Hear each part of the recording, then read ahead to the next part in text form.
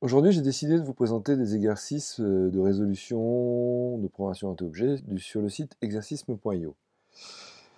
Ce qui est intéressant avec ce site, c'est qu'on va utiliser des tests unitaires à la Swift Sauce. Et pour ce faire, on va récupérer avec un outil ad hoc un ensemble d'exécutables. Donc, je vais vous présenter d'abord comment on fait, et après je vais vous présenter le problème en particulier. Donc, dans la console ici, je vais lancer une petite ligne de commande pour récupérer l'exercice. Ensuite, je vais aller me placer dans le répertoire en question. Ensuite, comme ce sont des projets de tests qui sont faits pour Linux, on va générer le projet Xcode. Voilà. Et donc là, on va pouvoir ouvrir le projet Xcode ici. Donc on se retrouve avec un projet Xcode avec des tests unitaires. Et donc surtout, ce qui va être intéressant, c'est que l'on va pouvoir ici les lancer. Donc là, quand je vais lancer les tests qui sont ici, je vais pouvoir lancer les tests. J'ai plein d'erreurs. Donc l'idée, c'est, en essayant de comprendre comment le code fonctionne, on va essayer de réaliser le projet en question. Donc on a des tests. Alors je me permets de modifier juste le fichier de source de façon à mettre les codes. Donc là, on va s'intéresser un petit peu à ce que ça fait. Donc là, on doit avoir une classe déjà, pour que ça compile. On doit avoir ici une classe squares. D'accord? Donc là, je vais aller me positionner dans dans la solution, difference of square, solution entre ici. Donc là, déjà, on va regarder ici la classe square. Donc maintenant, quand on va lancer ce test-là, l'argument passé au constructeur, ici, on a un argument. Donc ça veut dire quoi? C'est-à-dire que square, c'est une classe, et il prend un argument. Si on regarde ici, notre classe square ne prend pas d'argument. En plus, cet argument, il est non nommé. Donc c'est pour ça qu'ici, on est obligé d'avoir cette écriture-là. Underscore pour dire que le premier nom du paramètre, il est optionnel. Val parce que ça va être le nom de la valeur ici qui va être utilisée. Donc là, on lance le truc. Et là, on doit avoir ici as no member. Donc ici, on a un membre. Ce n'est pas une fonction, c'est un membre. Donc ça veut dire quoi? Ça veut dire qu'ici, on doit rajouter un membre. A priori, c'est un entier. Pourquoi c'est un entier? Parce qu'ici, on attend la valeur 255. Alors là, build fail, parce qu'ici, comme c'est un entier, il faut que je retourne 0, par exemple, déjà. Donc là, quand on repasse le test ici, ok, build succède. Donc là, le test, il échoue, normalement. Regardez ici, donc les tests, donc là, le test, il tourne. Ah oui, j'avais mis un breakpoint. J'enlève mon breakpoint, excusez-moi, c'est ma faute. Ici, donc je relance le test. Et là, voilà, le test a échoué. Pourquoi? Parce qu'on attend 225 et nous, on a renvoyé 0 ici. Donc on retourne dans le test ici, on retourne bien 255. Donc là, maintenant, quand on lance le test,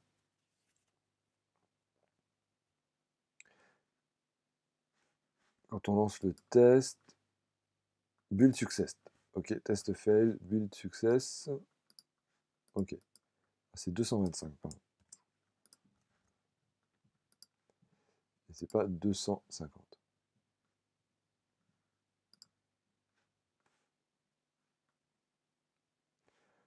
Donc voilà, donc maintenant, je vais faire la première partie. Donc l'idée, quand on a compris ça, ça va être déjà de passer et de compiler pour tous les tests. Donc là, quand on va exécuter, il va me manquer ici cette propriété-là.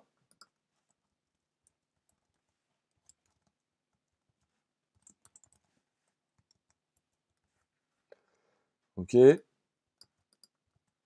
Ensuite, il va me manquer cette propriété-là. Donc là, la difficulté, c'est de comprendre comment comment le programme, enfin comment la classe et les objets inhérents doivent être écrits. Comment est-ce que ça doit être écrit? Donc là, il faut regarder. Donc là, on a ces propriétés-là. Difference of square, square of sum. Ok. Donc là, si on lance, si on compile, build failed. Ok, là j'ai un en trop. Ok. Donc là, on regarde. Bon, déjà, ça compile. D'accord? Donc maintenant, si je lance tous les tests, vous voyez, donc le premier test passe, mais pas le deuxième. Là, je vous montre, si par exemple, ici, hop, je remplace mon 225 par 5.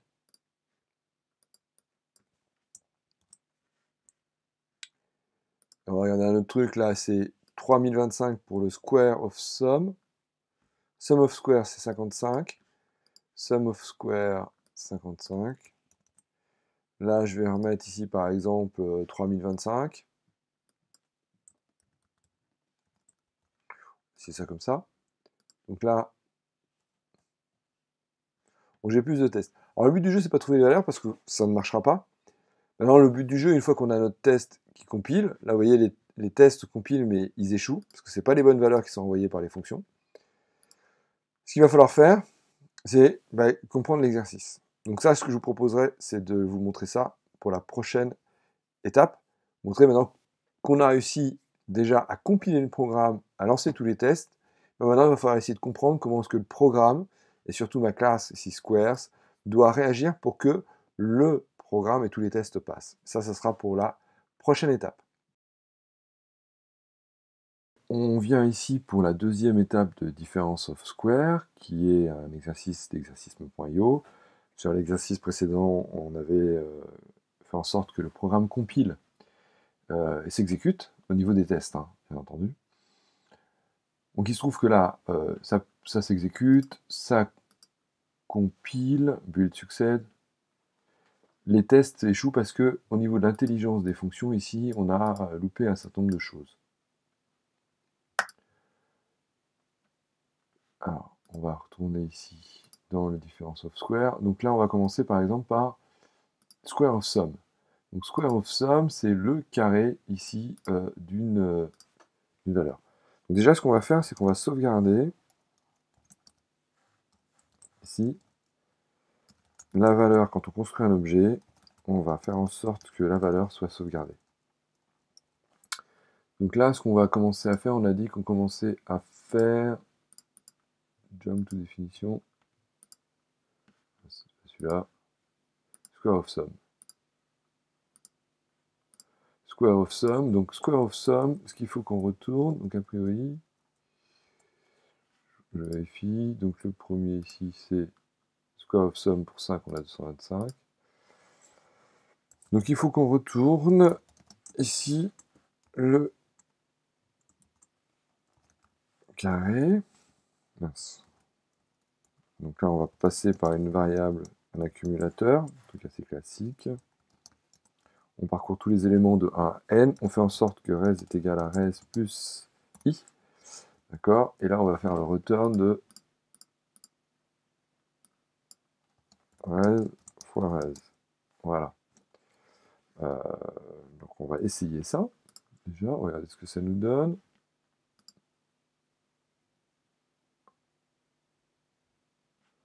Ok.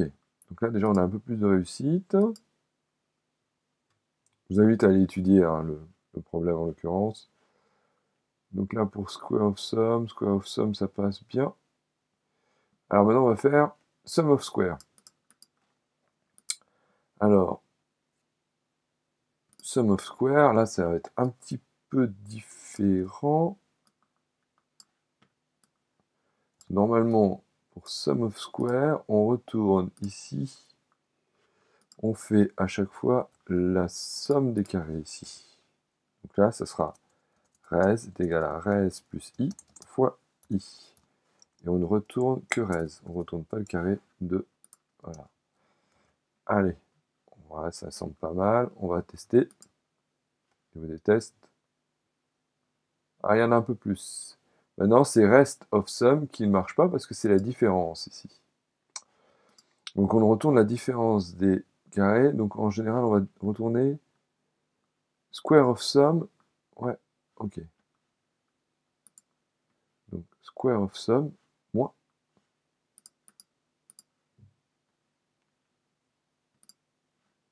On va essayer. Alors, on va retourner self.square of sum moins self.sum of square. On va essayer. Hein. Alors, ça c'est bon. On repasse tous les tests. Impeccable. Vous voyez, tous les tests fonctionnent. Bon, c'était pas très compliqué. Il faut juste faire attention à un certain nombre de choses. Bon, maintenant, on va aller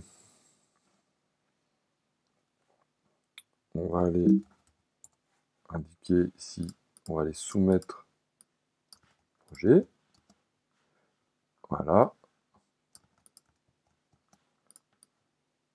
Ok. Donc là, il faut soumettre le projet.